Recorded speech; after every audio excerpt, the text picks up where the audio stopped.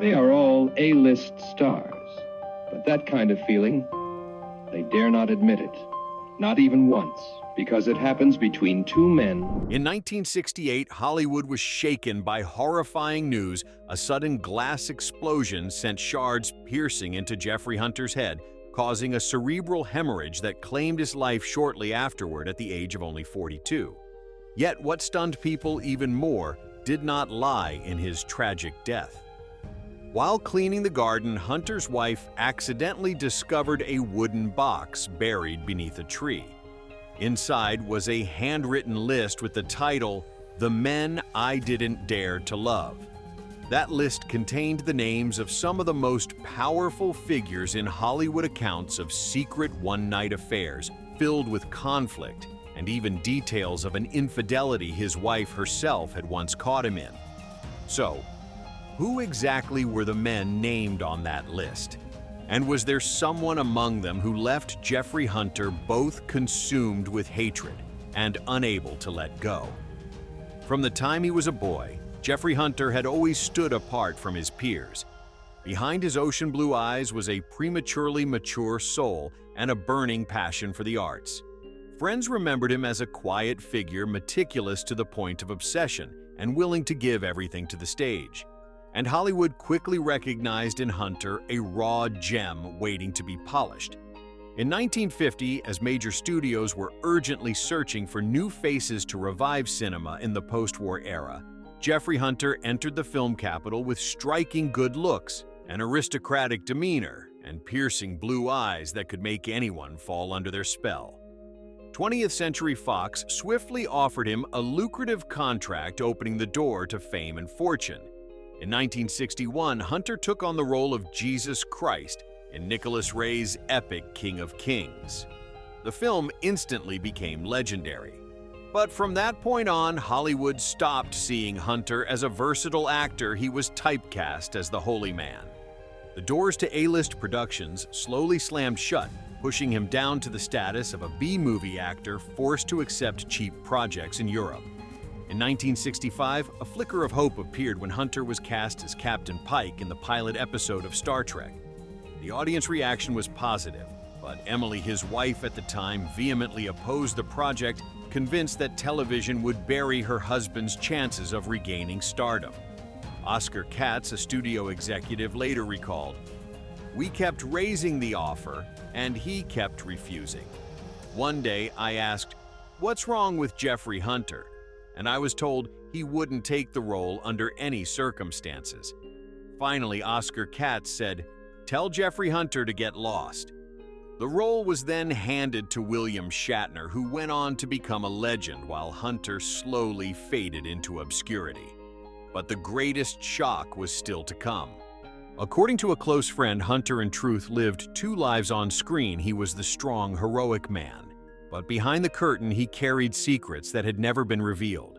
He had been involved in clandestine relationships with A-list stars, tangled affairs, and secret liaisons hidden from the media truths that, if even partially exposed, would have rocked all of Hollywood. And the very first name on that list was someone you've very likely seen on millions of posters plastered across theater walls. 1. Anthony Perkins, A Love Shattered by Betrayal. The summer of 1956, the Hollywood sky was unusually clear. At a party hosted by director Nicholas Ray at the Chateau Marmont Hotel, Jeffrey Hunter laid eyes on Anthony Perkins for the very first time. "I was swimming in the pool," Hunter later recalled, "when Venetia Stevenson came over and whispered, 'You should meet Tony. Do you know him?' At that moment, Hunter was a rising heartthrob of 20th Century Fox, while Perkins had already won a Golden Globe and was standing at the threshold of glory.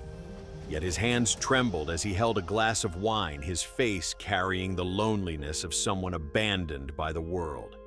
He looked so terribly alone, Hunter remembered, and that was exactly what drew me toward him. Their love was unlike any ordinary romance. They loved through stolen glances, through brief brushes of hands beneath the table, through hurried notes scribbled on napkins and hidden in the pockets of tailored suits.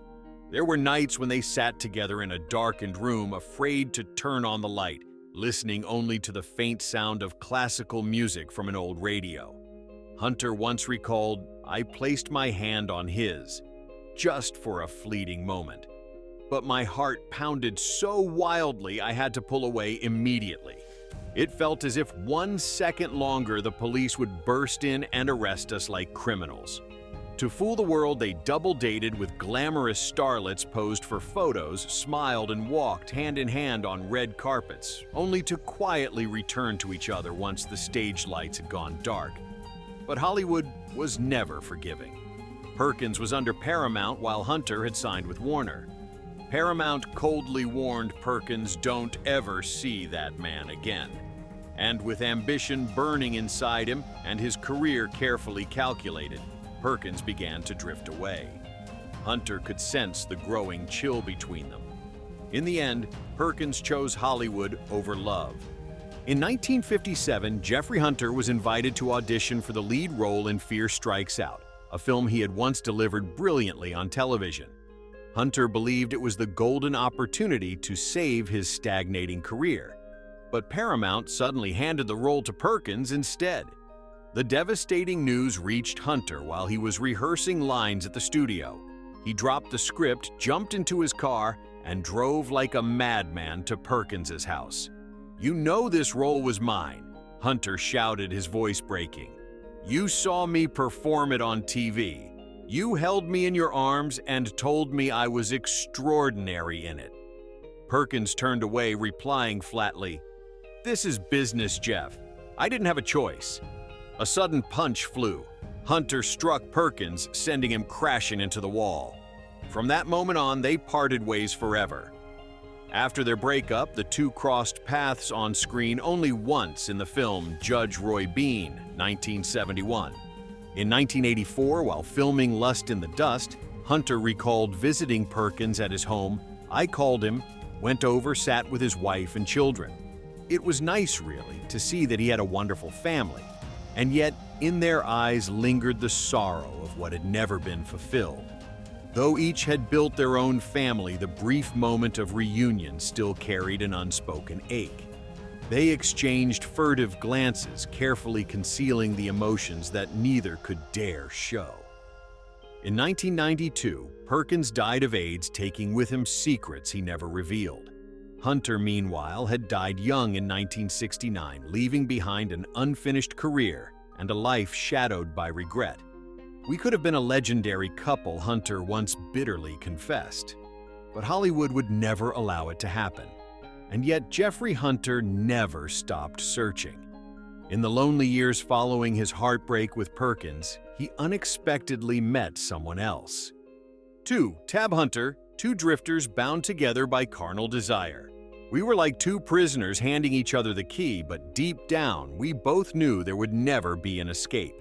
That single line encapsulated the tragedy of the hidden love affair between two Hollywood A-list stars of the 1950s, Jeffrey Hunter and Tab Hunter. Both were actors with mesmerizing blue eyes and the perfectly chiseled faces of the quintessential all-American boy, so much so that audiences often confused them for one another. They shared the same surname, Hunter, both signed contracts with Warner Brothers, and both were confined within the suffocating mold of romantic leading men. From the frustrations of careers being tightly restrained, they sought each other out in the shadows, Jeffrey slipping away from his wife at home while Tab returned from staged dates with Natalie Wood, designed to appease the public eye. In hotel rooms reeking of bourbon, they stripped away every pretense. Tab, the polite, composed young man admired by the world, became feral and unguarded in Jeffrey's arms. He clawed, bit, and wept violently as if desperate to tear apart the facade of dream lover that Hollywood had forced him to wear. Jeffrey, the man once exalted as a living saint, after portraying Jesus, found in Tab's embrace a raw earthiness and vitality he had never known. "You are the only sin that makes me feel alive," Jeffrey whispered hoarsely into Tab's ear, his voice thick with liquor, an admission that would haunt him forever. By 1955, the tragedy reached its breaking point. when Confidential magazine threatened to publish photographs of Tab caught at a gay party.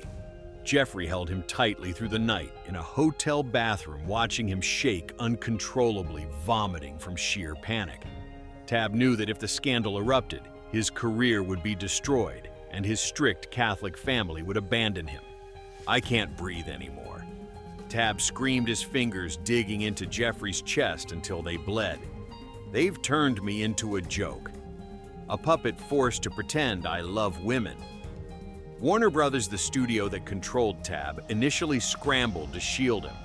But by the late 1950s, when the Tab Hunter craze had begun to fade, the studio coldly sold him off to Columbia Pictures, as if discarding a liability before it could explode. On the night he received the devastating news, Tab showed up at Jeffrey's house with swollen, tear-reddened eyes. Jeffrey could do nothing but hold him tightly, unable to utter any promise. He already had a wife, children, a picture-perfect family life that Hollywood adored, a gilded cage he could never break free from. Jeffrey turned his back and walked away, refusing to look over his shoulder, because he knew that if he met those anguished eyes, he would never be able to leave. He returned to the facade of a flawless life, smiling for the cameras, while inside a part of his soul had already died.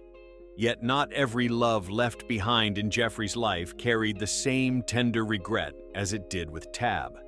For soon after, someone younger swept into his world like a storm, someone who made him not only ache with desire, but also despise himself. 3. Sal Mineo, the doomed man, whom Jeffrey both desired and despised. The third name Jeffrey Hunter mentioned in his whispered confessions near the end of his life was Sal Mineo, the young actor who rose to fame with Rebel Without a Cause and was once hailed as a decade's icon of fragile tenderness. Unlike Anthony Perkins or Tab Hunter, Sal was nearly 10 years younger than Jeffrey, carrying with him a magnetism that was both defiant and melancholy. Their first meeting took place in 1962 at a charity fundraiser in Los Angeles. By then, Jeffrey was already entering a stagnant phase of his career, his eyes shadowed with the fatigue of a star slowly fading into obscurity. Sal, though the brilliance of Rebel had dimmed, still commanded attention with his boyish face and eyes heavy with unspoken sorrow. Amid the stiff handshakes and forced pleasantries of the evening, Hunter found himself drawn to Sal's unusual gaze. He wasn't afraid in a way that terrified me. Jeffrey later admitted, his voice tinged with both awe and unease. According to biographers, it was Sal who first closed the distance. He approached Jeffrey without hesitation, cocktail glass in hand, his stare piercing into Jeffrey's deep blue eyes, lips curling into a sly, challenging half-smile. "They say you're Hollywood's sacred star," Sal murmured in a husky, magnetic tone. "But I see something else in your eyes." That audacity both captivated and unsettled Jeffrey. The very candor Sal embodied was the thing Jeffrey secretly longed for, yet also feared most in the rigid world he had built around himself. "Are you really that afraid of me?" Jeffrey Sal asked, his eyes shimmering with hurt. Jeffrey turned away, unable to face the gnawing dread inside him, his family, his career, and the fragile shield of safety he had worked so hard to construct. "You're crazy, Sal," Jeffrey finally blurted, his voice breaking. "I can't go on with you." Years later, Sal Mineo would become one of the first male actors to openly declare himself bisexual, an act that at the time was widely regarded as career suicide. When Jeffrey reflected on it, he sighed darkly. He didn't hide like the rest of us. He looked like someone destined to die young. To Jeffrey, exposure of the truth meant the end of everything. Cruelly, his words seemed to carry the weight of prophecy. Sal Mineo was stabbed to death at the age of 37 just outside his apartment in West Hollywood, not by the harsh glare of the spotlight, but by a brutal knife in the shadows. A tragic, senseless end that extinguished a flame brave enough to burn honestly in an era built on lies. After that, Jeffrey rarely spoke of Mineo again. The wound was too deep, too private to ever be put into words. Only with a few close friends did he quietly confess, in a voice heavy with regret and resignation, we could never have had a future. But in those brief nights, we had a reality of our own. And before that scar could even begin to heal, another figure entered his life, not with tenderness or secret nights of escape, but with rivalry, provocation, and dangerous temptation. For Rock Hudson, a fleeting consolation, yet overwhelmingly emotional. Jeffrey Hunter was married to Barbara Rush from 1950 to 1955, and together they had a young son, Christopher. But as their marriage slowly unraveled and ultimately ended in divorce, Jeffrey entered into a brief romantic relationship with Rock Hudson. And in a cruel twist of fate, it was Barbara, his former wife, who became the accidental witness to this affair. Barbara later recalled that one late night, Rock Hudson arrived at the apartment where Jeffrey Hunter was staying.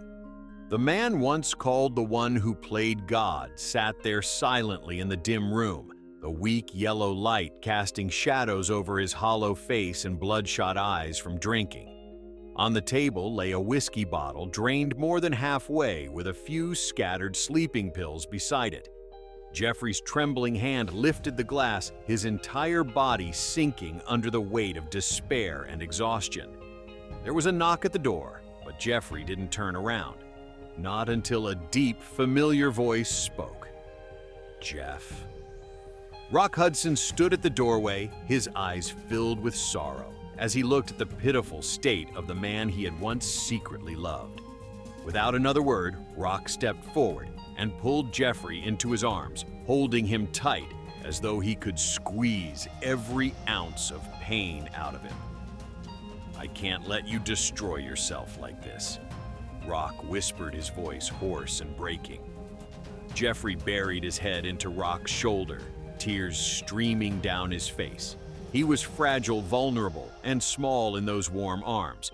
Yet that very moment of comfort, which should have been salvation instead, became the spark that ignited the next tragedy. The door suddenly burst open. Barbara Rush stood there, her face pale, her eyes wide with shock. She had only come back to collect a few things for Christopher, but what she saw shattered her heart into pieces. I knew you were homosexual, but I never imagined you'd dare to do something this filthy right in front of your son. Barbara screamed, her voice a mix of rage and unbearable hurt. Jeffrey jolted, struggling to stand, but his legs were too weak to hold him. Rock quickly stepped forward to shield him, but Barbara would not relent. She unleashed a torrent of curses and humiliation before finally storming out. In the days that followed, Rock stayed by Jeffrey's side, comforting him, caring for him. Yet the relationship lasted only another 6 months. Rock could no longer bear watching Jeffrey spiral deeper into alcohol and despair. He left, abandoning him to a loneliness that seemed impossible to escape. A few years later, Jeffrey remarried a young assistant in the midst of applause and cheers from friends. But somewhere on the edge of that joyous crowd, Rock Hudson stood quietly watching from a distance, his heart weighed down by a sorrow he could never erase. Perhaps Jeffrey Hunter did find a measure of peace, but the scars of the past never truly healed. And Rock, the man who had once loved him so deeply, had no choice but to swallow his tears, letting their brief yet passionate love sink forever into oblivion. But fate never spares tormented souls. Just when everything seemed to have settled, tragedy once again descended quietly, pulling down the final curtain. 5. James Dean, a flame that burned too bright, too fast to become love. James Dean and Jeffrey Hunter never officially became lovers. Yet every time Dean's name was mentioned, Hunter's eyes would cloud with a melancholy that defied words, as if there were a chapter in his life left unfinished, a story cut short by a cruel twist of fate. They first met at a play reading in Los Angeles in 1954. At that time, Jeffrey was already one of 20th Century Fox's rising stars, while Dean had only just stepped out of obscurity, restless and unsettled. In the cramped, smoke-filled room, Hunter sat in the back, observing the young man with piercing gray eyes and restless gestures. He looked like a storm trapped inside a human body, Jeffrey would later recall. From that very moment, an odd tension sparked between them. Dean smoked one cigarette after another, his gaze darting toward Jeffrey with a challenge, as if to say, "You think you understand Hollywood? I'll tear it apart in my own way." Jeffrey smiled, but inside he trembled. In Dean, he saw something he both admired and feared: absolute freedom, rebellion without disguise. In the months that followed, Hunter and Dean crossed paths again at bars, at private gatherings, or during script readings for Warner Brothers. On one occasion, Dean sat across from Jeffrey in a small cafe in Santa Monica. Amid the street noise outside, Dean suddenly said, "You look like a saint, Jeff. And me? I'm nothing but a sinner." Jeffrey remained silent, answering only with the faintest touch on Dean's smoke-stained hand. But before the moment could linger, Dean pulled back, his eyes blazing. "Don't fall in love with me. I was born to die young." And indeed, the prophecy came true. In September 1955, news of James Dean's fatal crash in his Porsche stunned Hollywood. Jeffrey, then filming in Europe, quietly slipped away from a dinner party, retreating alone to his hotel room, his eyes red from tears. He whispered to a close friend, he never really belonged to this world. But I wished, if only I had one more day with him, just one more day. Later, in the rare interviews when Dean's name surfaced, Jeffrey would simply nod. His voice breaking, James was a flame too bright, too fast, and no one could hold on to it. But deep inside, he knew it was more than admiration. It had been a feeling that never had the chance to bloom a love that lived only in fleeting glances and unfinished words. For Jeffrey Hunter, James Dean would forever remain a haunting shadow, a flame so beautiful it was cruel, leaving behind a void that could never be filled. The countdown to death. No one could have foreseen. In November 1968, Jeffrey Hunter arrived in Spain to begin filming the final movie of his career, Cry Chicago, released in some regions under the title Viva America. It was an international co-production centered on the Chicago Mafia, a genre that was dominating the global box office at the time thanks to the explosive popularity of crime films. Set in Europe, backed by Spanish investors, the film promised audiences raw, intense action sequences and a style of gritty realism. Yet it was precisely this pursuit of authenticity that unwittingly propelled Hunter into the most harrowing tragedy of his life. During a car explosion sequence carefully staged with fireworks and safety glass designed to burst outward, the unthinkable occurred. A technical mishap caused the glass to explode inward instead at the very moment Jeffrey Hunter was standing dangerously close. The blast sent shards of glass straight into his body. Dazed and violently shaken, Hunter sustained numerous small but neurologically serious injuries.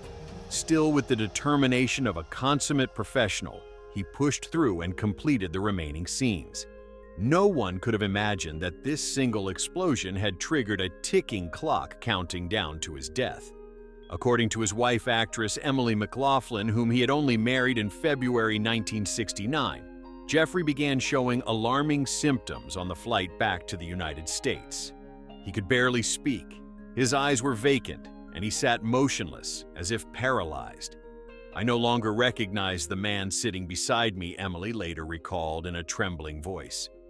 Upon arrival in Los Angeles, Hunter was rushed to Good Samaritan Hospital. Doctors ran extensive tests, but the results left them puzzled. Aside from a concussion and a dislocated vertebra, there were no apparent injuries, no hematomas, no skull fractures, no signs of internal bleeding. Everything seemed fine. Hunter was discharged with instructions to rest, no one realizing that it would be the last time he would ever walk out of a hospital fully conscious.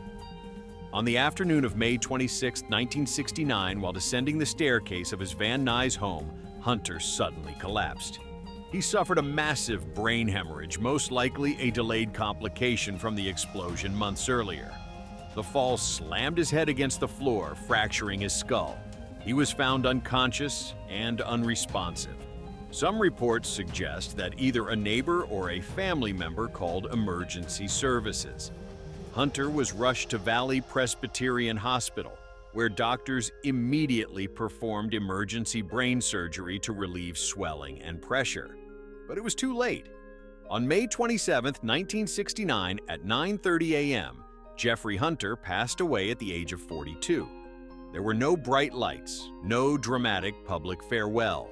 His death was quiet, sudden, and unspeakably tragic.